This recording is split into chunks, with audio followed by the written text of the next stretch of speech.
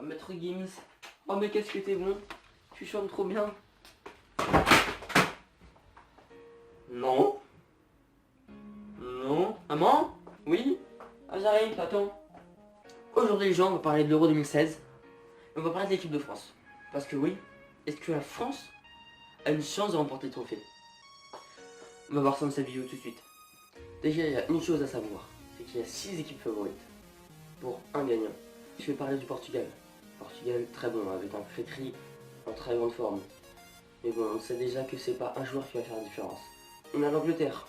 L'Angleterre qui revit de ses cendres un peu depuis ces dernières années, qui commence vraiment à avoir de la gueule, cette équipe. Elle commence vraiment à avoir de la gueule. Avec les Sturridge et tout ça, avec les Rooney. Attention, attention l'Angleterre. On a la Belgique. La Belgique, c'est pour moi un faux candidat au titre. Et les médias, ils s'en rajoutent trop sur la Belgique. Ils ont été premiers du classement FIFA sans avoir jamais rien gagné. Là, on a la Belgique.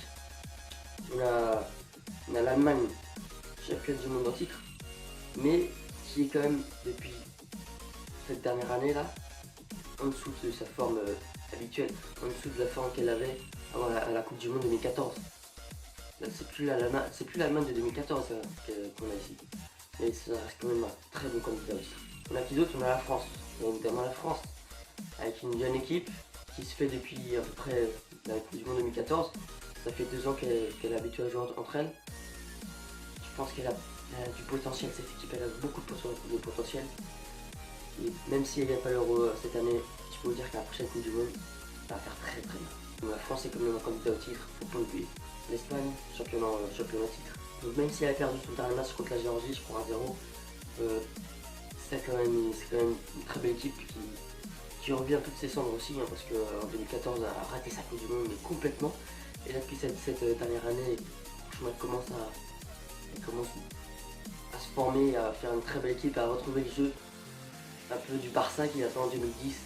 Et là franchement c'est que du plaisir pour nous. C'est ces 6 équipes dans lesquelles il faut faire attention. Déjà je vous précise que dans cette vidéo, pour des raisons techniques, on ne parlera ni de Deschamps qui sont racistes, ni de Valbuena, ni de Benzema. Voilà, c'est fait, c'est posé. Alors Benzema, oui, évidemment j'ai dit qu'on ne parlerait pas, mais j'en parle parce que je suis un enculé. Benzema, est-ce qu'on peut gagner sans lui? Est-ce qu'on peut gagner cette compétition sans un Benzema? Alors moi je dirais un grand oui. Parce qu'on a un Giroud, on a un Giroud en feu. On a un Giroud qui a marqué 7 buts sur les 7 derniers matchs. Pourquoi je fais le signe de 2 avec ma main? Parce qu'il en a marqué 7, pas 2, t'écoles. Giroud il a fait 2 grands matchs exceptionnels. Il a été critiqué à l'annonce de sa sélection. Il a fait taire tout le monde, il a fait taire tous les rageux en faisant deux très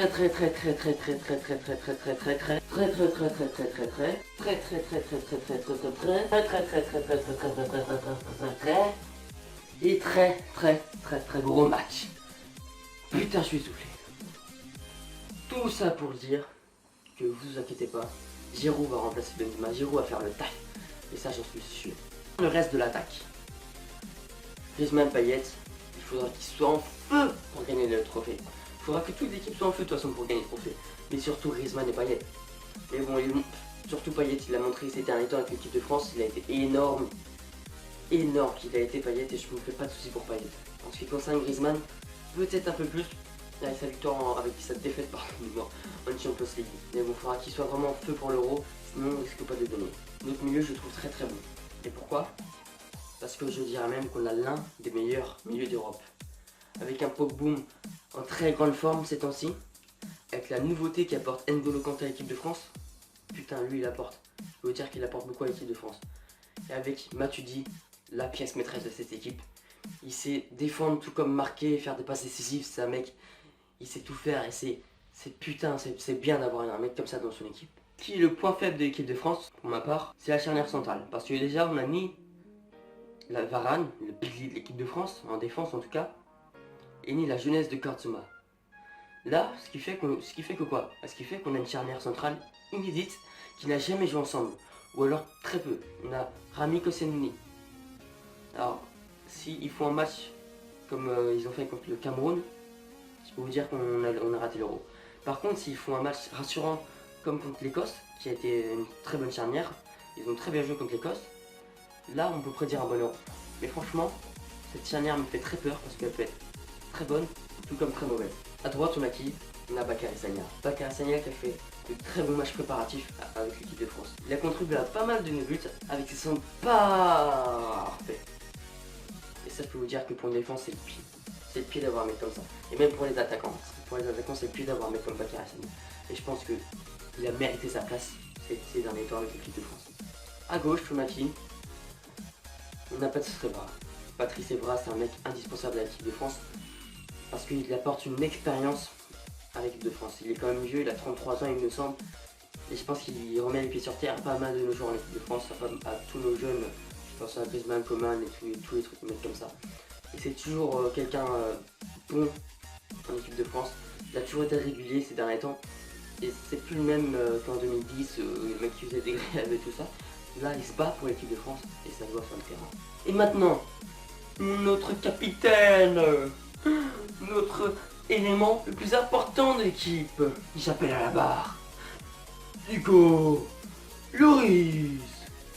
Hugo Lloris déjà. Bon là, j'ai rien à dire, c'est un patron à l'équipe de France, c'est le patron à l'équipe de France.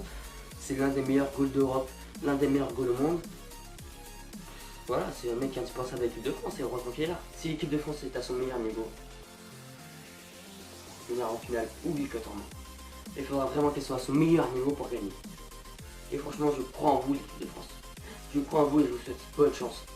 Et franchement, faites-nous rêver. Soyons tous derrière cette équipe. Comme on dit au football, le 12e homme joue un rôle majeur. L'équipe de France aura besoin de nos encouragements. L'équipe de France aura besoin d'ambiance dans les stades. On a la chance d'avoir l'équipe de l'Euro en France. Profitez-en. Ceux qui peuvent aller au match, foutez l'ambiance, foutez le bordel. L'équipe de France, ramenez le trophée bordel du meilleur. Ciao. J'ai oublié de vous dire un truc. Mettez un pouce bleu. Abonnez-vous, partagez la vidéo. Et tout se passera bien entre nous, encore une fois. Ciao, je vous aime, peace.